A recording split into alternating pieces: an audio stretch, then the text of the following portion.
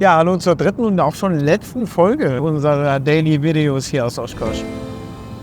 Ja, morgen ist leider schon wieder Rückreise angesagt. Wir haben uns jetzt noch mal gemütlich gemacht hier in der Vintage-Area. Eine meiner Lieblingsgegenden, ehrlich gesagt, weil es hier so schön ruhig ist. Noch läuft die Airshow, also ruhig und relativ. Aber hier gibt es halt jede Menge alte Flugzeuge. Hast du da mal ein bisschen drin rumgeguckt? Ja, es war ja am ersten Tag war ich schon hier und jetzt quasi noch mal am Ende. Und ja, auf jeden Fall was fürs Auge. Ne? Ja.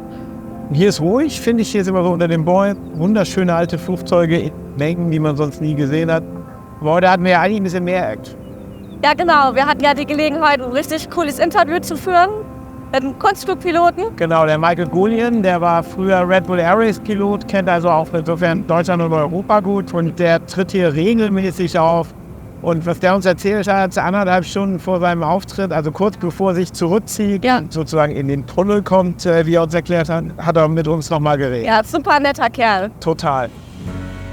My first time flying at Oshkosh was 1998, actually. Most of the performers here fly 2 or 3 days, and I'll fly 3 days here, which is really plenty. I still get butterflies in my stomach before every flight because it's different. It's Oshkosh.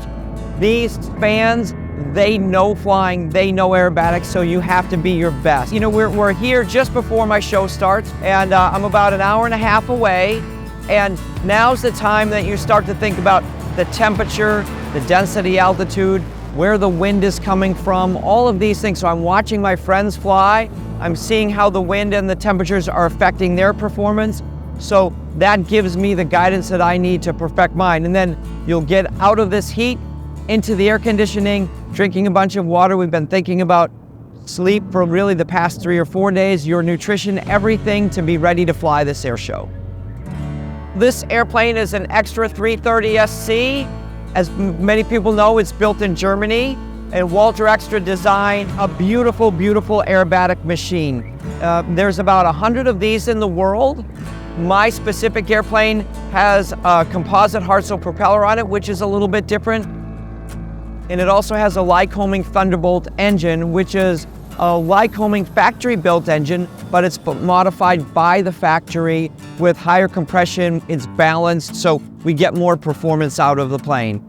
Anybody that has not been to Oshkosh yet, you can't understand what it's like until you're here. It should be a once-in-a-lifetime thing for somebody. Even if they're gonna cross the ocean, it's worth it. Ja, in Oshkosh gibt es ja auch immer wieder Produktnews. Diesmal war es für dich ganz interessant, weil du ja dein Schulflugzeug Cessna 150, dann auch 172 hast und bei der 172 gab es richtig News. Genau, da gibt es ja ein neues Innendesign. Das haben wir uns dann einmal angeschaut und ja, das wurde ja auch erstmals hier dann in Oshkosh präsentiert. Und für die 182 und die 200 Becks dann eben auch, also für die größeren Modelle, so ein abgedatetes Interior. Ja, fand ich schon schön, sich mal anzugucken, wie so eine Cessna dann auch aussehen könnte von innen. Man glaubt es ja nicht, aber Cessna verkauft halt immer noch über 172 pro Jahr. Was ja echt eine erkleckliche Zahl ist für ein Flugzeug, das schon so lange gebaut wird. Ja, aber man sieht ja auch hier. Alles voll. Alles voll. Genau. Für heute hatte ich mir vorgenommen, einfach mal bei der Warbird-Area vorbeizuschauen. Da war ich ja bisher noch gar nicht. Und ich muss sagen, als ich dort ankam, bin ich mit Shuttle einmal hin, war ich dann doch ganz überrascht, wie riesig das dort ist. Ja, oder? Wir hatten ja auch einen eigenen Shop nochmal und die ganzen Flugzeuge, die dort standen. Flugzeuge, ja. Also in Deutschland haut es nicht weg, wenn du eine Korse siehst, da steht immer so Ast. Ja, alle aufgereiht. Ja. Es waren auch super viele Menschen bei den einzelnen Flugzeugen da. Waren auch Militärjets aus der Korea-Zeit und so im Privatbesitz. Das ist vollkommen unglaublich. Genau, ich hatte dann ja auch die Gelegenheit, mit einem Mustang-Besitzer zu sprechen. Ja, nochmal, dem gehört eine P51 Mustang, ja? Privat. Einfach so. Cool, sau cool. Hi, I'm Tom Ball from Houston, Texas. We come to Oshkosh many, many times. I don't even know what count it is, but 15 or 20 times. And I've brought the Mustang up here the last 4 years probably. Just look around. How often do you see so many Mustangs together? Got Corsairs, got P40s, and all the heavy iron back over there. It's a great place. So this one was built in 1945, just after the war. The paint scheme was given to Don Gentili. After the war, he came back stateside. They gave him a D model and put this paint scheme on it. It's kind of similar to the paint scheme he had in the European theater. He had a B model there. So he did a Warbond tour once he came back to the States and visited around the various states and promoted Warbonds. I try to fly it every week, ends up being about every other week. So I've got about 400 hours in it now, and we've owned it for about 9 years. It's pretty much the exterior is pretty much as I purchased it 11 years ago, but we put an engine in it and avionics and other stuff as the years have gone by. And she's in great shape now, fun to fly.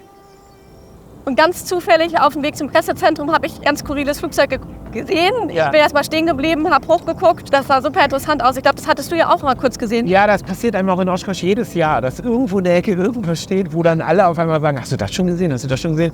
Diesmal ist es die Ascender. Da hat sich wohl ein sehr relativ reicher Mensch hat gesagt, ich hätte gern ein Flugzeug, das im Busch landen kann, wo aber nicht wie bei einer Piper Cup oder so vorne der Motor im Weg ist, sondern ich will was sehen wie im Hubschrauber. I grew up bush flying, so that's what I really enjoy. Many hours just sitting in a bush plane thinking, how can we improve this? What can we do better? And trying to start with a clean sheet and be as creative as possible and think out of the box and kind of incorporate different things to create something unique. It's a backcountry airplane, offer you unlimited visibility in the front and the sides. Very bush capable as far as the structure is very strongly designed. Lots of modifications on the wing that help you fly slow, that help it become very maneuverable. Lots of safety modifications incorporated into it so that we can do what we want to do in a safe manner. And then the utility of it, having it so big, having 4 seats, stadium seating so that the rear passengers sit a little bit higher and can still get a good view. The first flying was about 18 months. But we took wings off of our other prototype and the gear so that we could get it flying faster. And then since we've built new wings for it. At this time, it's the only one flying. We're going to start offering them as factory-assisted home builds. Garmin, der Avionikhersteller, hat hier natürlich auch eine riesen Präsenz, nicht? Ja. Da ist es schon ein echt großer Stand. Zieht aber auch eben viele Menschen an. Ja. We get an incredible number of people that come to the Garmin exhibit as part of AirVenture.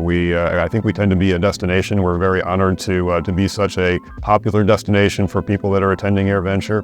And one of the things that folks are looking at is what's the latest and greatest innovation that Garmin's offering? That is probably the number one question that we get. And we've talked a little bit about that today. The other thing that they want to do is see it up close and in person and try it for themselves, but also gain information, gain knowledge. And so we host, similar to what we do in Aero Friedrichspark, great demonstrations in our exhibit to showcase things like Autoland technology.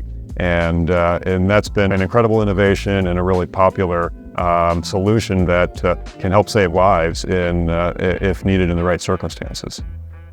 Wir haben uns ein bisschen erklären lassen, was es Neues gibt. Und es gibt tatsächlich spannende neue Sachen, nämlich zum einen diesen Radarhöhenmesser, Genau, ja. den wir jetzt haben.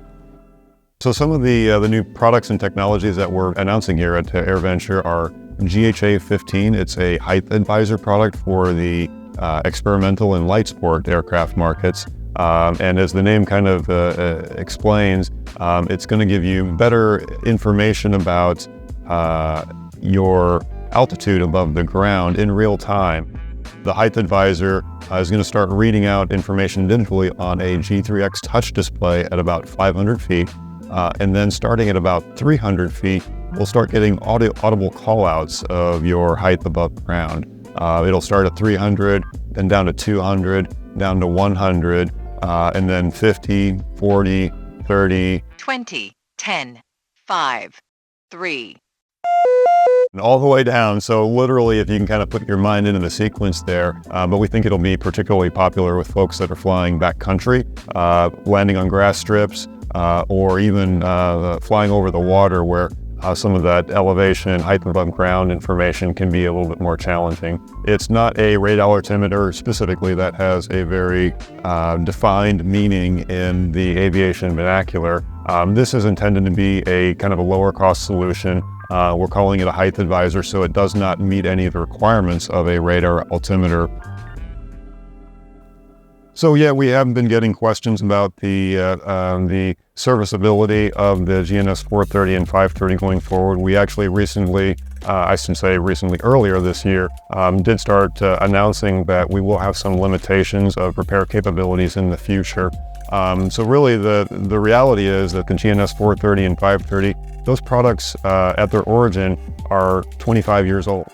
And that's a very long time to be able to continue to offer repairs for modern electronics. I certainly don't have a computer from 1998 that I'm still counting on, and but obviously we know that people are counting on GNS 430s and 530s, and we're going to continue to do repair support as long as we possibly can. But some of those parts are just no longer commercially available to for Garmin to be able to purchase, and so there will come a time, probably in the, hopefully we can get through the end of this year before some of those repair limitations come into place. But even when those limitations happen, we're still going to offer repairs to as much of that product as we possibly can. And so if we can't fix one particular thing, unfortunately that customer will need to start working towards a new Garmin solution.